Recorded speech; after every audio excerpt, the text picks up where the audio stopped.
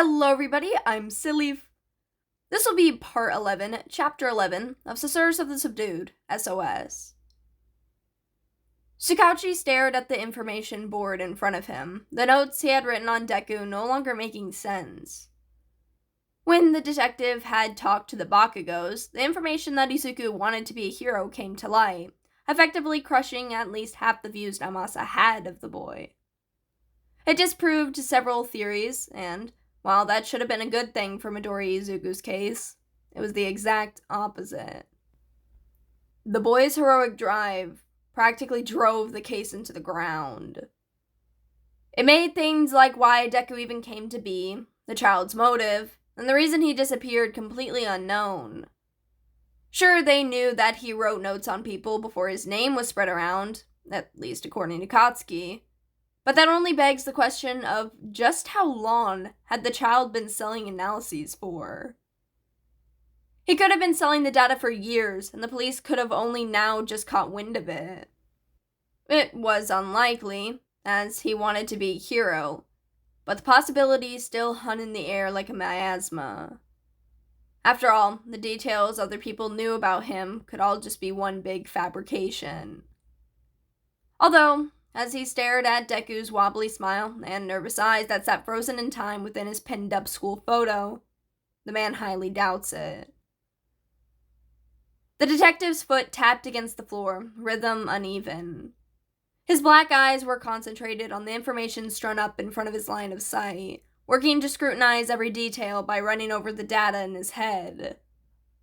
Midoriya Izuku, otherwise known as Deku, is a 12-year-old boy that went missing on May 16th.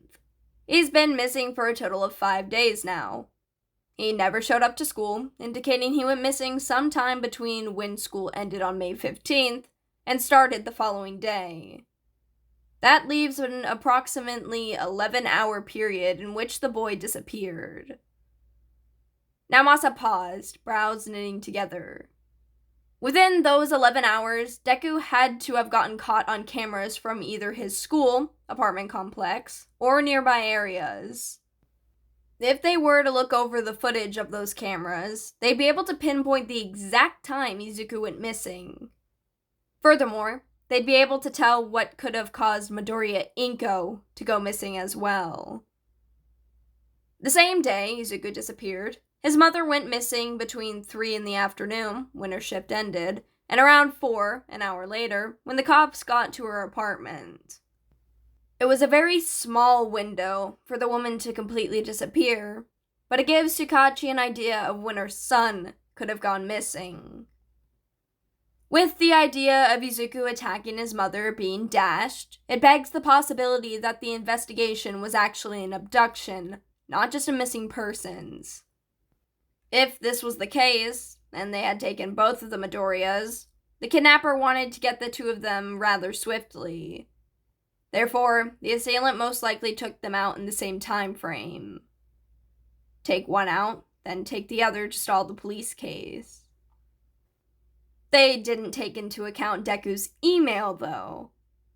Therefore, he most likely sent it before he went missing, and the kidnapper doesn't know about it, which shrinks the previous 11 hours down to only a 4-hour period. Sure, there was the possibility that the kid was forced to send it, but Nezu already analyzed the whole email. There were no signs of a hidden message or code. Plus, in all reality, it made no sense on why the email would be sent out unless it was some kind of threat. However, the message didn't contain one, just the notes of a fanboy. Namasa sighed, bouncing foot placing firmly on the ground.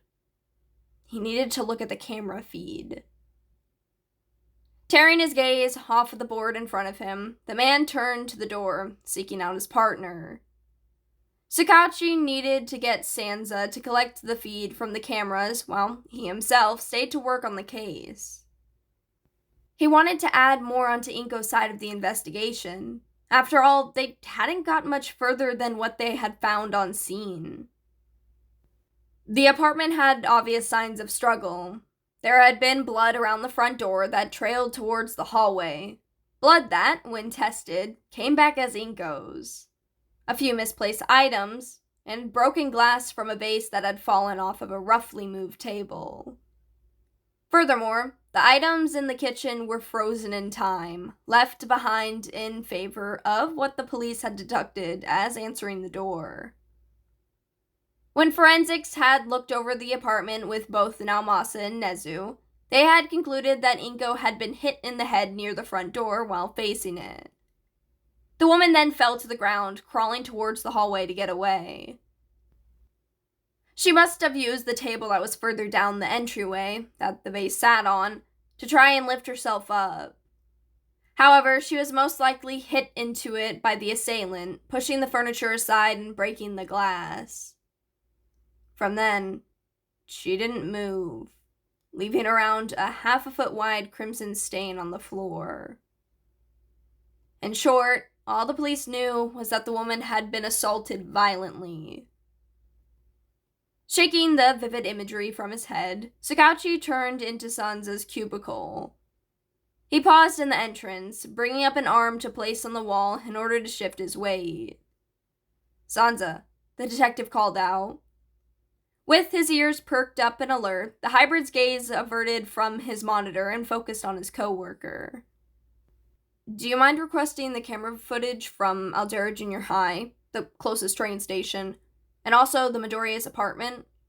I need the feed from May 15th to the 16th. The tabby nodded, snout curving up into a smile, or as well as it could. The detective could see the underlying unease at the mention of the case, though, and couldn't exactly blame the man for it. After all, he felt it too. "Of course. Let me just finish this paperwork, and I'll get on it. Need anything else?" Naomasa shook his head. "For now, no. I might need you to grab some other camera speed later on depending on what I see, though. But for now, just the 3 places are good." The hybrid nodded once more, turning back to his work. "Got it. Text me if anything changes while I'm out." Sakauchi nodded, the unease in his gut growing. Izuku stood next to Overhaul, his focus split between the notebook he held and the movements of the villain that sat next to him. The man was hunched over a metal tray, working to dissect what Deku thinks was part of his left arm. Bile burned in the back of his throat at the thought, so he quickly focused back on his notebook rather than the gory scene he was forced to witness. The child had been called out of the room he had been resting in a few minutes prior, handed back the same black notebook he had been writing in for the past few days, and brought to the lab.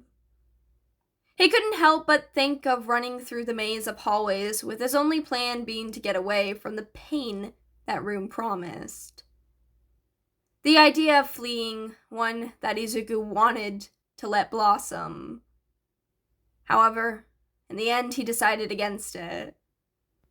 If he was given his notebook back, then that meant he wouldn't be cut open. Besides, it wasn't like he could get away anyways. The green child shifted on his feet, bandaged hands and arms trembling lightly.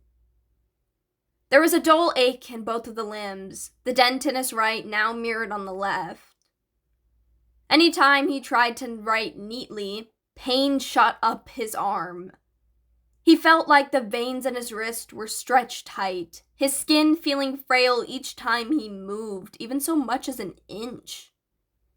It caused his face to pinch in discomfort and his head to tilt slightly in order to try and ease the sensation through other means. It also certainly didn't help that the boy had needed to rest the notebook on his left forearm. When he had first entered the lab, Overhaul beckoned him over to the table he had been sitting at, not taking his full attention off of his project. Izuku had walked over carefully, trying to force the tremble out of his legs. He couldn't help the slight hunch to his spine, though.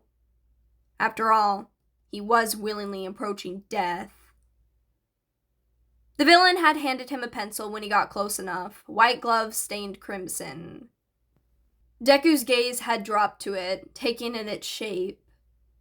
His eyes traced around the perfect item, the pale wood not having even so much as a scratch. The eraser was brand new, the pink cylinder fully intact. Deku took in the details before the blood. The liquid was soaked into the pale fabric around the man's fingers, the dark red color fading towards the edges. His throat tightened, and he could only swallow roughly in an attempt to get the constricting feeling to go away. His efforts were in vain, though. Focusing back in on the pencil, Izuku's hand reached out to gingerly wrap his fingers around it.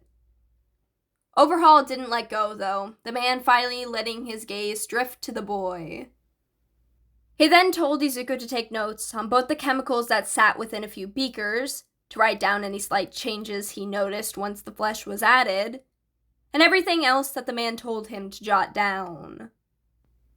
Only once he was done speaking did the villain finally release his hold on the item.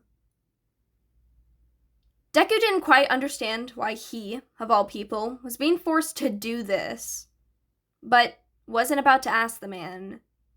So he just delivered a small nod and flipped the book open. He had originally placed the journal onto the table, intending to use the hard surface to counteract the pressure the pencil would provide. However, as he felt the cold glare of death, he quickly pulled it off. The gaze had disappeared as soon as he removed the book. Izuku had looked around, trying to find any other solution. However, when he ultimately came up empty, he resorted to using his left forearm as a makeshift surface. Sure, it hurt like hell. The journal's spine pressed into the side of the crevice in his arm like a knife. But there was really nothing to be done about it. So, he pushed the feeling down, drowning it under the sea of his thoughts. Deku's gaze flicked up again as he finished the sentence he was on, pausing once his eyes caught onto the chemicals he was meant to be keeping track of. The blood color that was once tangled within the liquid was gone, replaced by a light blue color. Izuku's gaze was completely locked on the glass, mind beginning to race. Why did it turn blue? Did the color mean that something had gone wrong or right? Something obviously happened to make it change, so that must mean that that one specific chemical must have bonded to something within the DNA of the Midoriya. Overhaul's voice cut through the air like a knife, the resounding click of the child's mouth snapping shut following soon after. Enough. Izuku's eyes were wide in fear, not looking away from the glass. His whole body was tense, coiled like a spring that was ready to dart away. The boy didn't mean to mutter, but the villain wouldn't know nor care for that fact. Therefore, the child was left waiting, dreading. However, when death's touch didn't come, Viridian eyes flicked over to the man. Overhaul wasn't even looking at him, his hand reaching for the blue beaker rather than the trembling child next to him. Izuku watched him carefully for a long time, making sure he wasn't about to be killed just to be brought back. However, Overhaul didn't even acknowledge the boy, focus locked on testing the beaker's contents. The child's body slowly relaxed, heartbeat calming down. He was fine. Focusing back in on his notebook, Deku gingerly dragged the pencil across the paper, the lead carving in new letters. Each stroke he made was careful and precise. After all, the boy was trying to keep the tremble in his body out of his writing. He didn't want to upset the man any more than he already had. Izuku made sure to keep his mutter under control, pinching his lower lip between his teeth until they started to bleed, just faint enough to taste copper. If he didn't make a sound, he would be okay. The boy's mind drifted to Kachan, a phantom burning sensation running over his skin, tracing the constellations of starburst-shaped scars. He didn't push the feeling away for once in his life. Instead, he welcomed it with open arms, latching onto it like a lifeline. After all, that scolding feeling was better than the sensation of being ripped apart into nothing, just to be stitched back together. In all honesty, Izuku missed the feeling of his childhood friend's quirk. It may have only been for a moment, but he yearned for the feeling of being burned. Alright everybody, that concludes Part 11, Chapter 11 of Susurrus of the Subdued, SOS. Please make sure to check out the Discord if you haven't already if you would like to get updates easier, get connected with people within the fanfiction community, make requests for a podfic, and more. The link to the server will be in the description. Now, I hope you enjoyed and thank you for listening.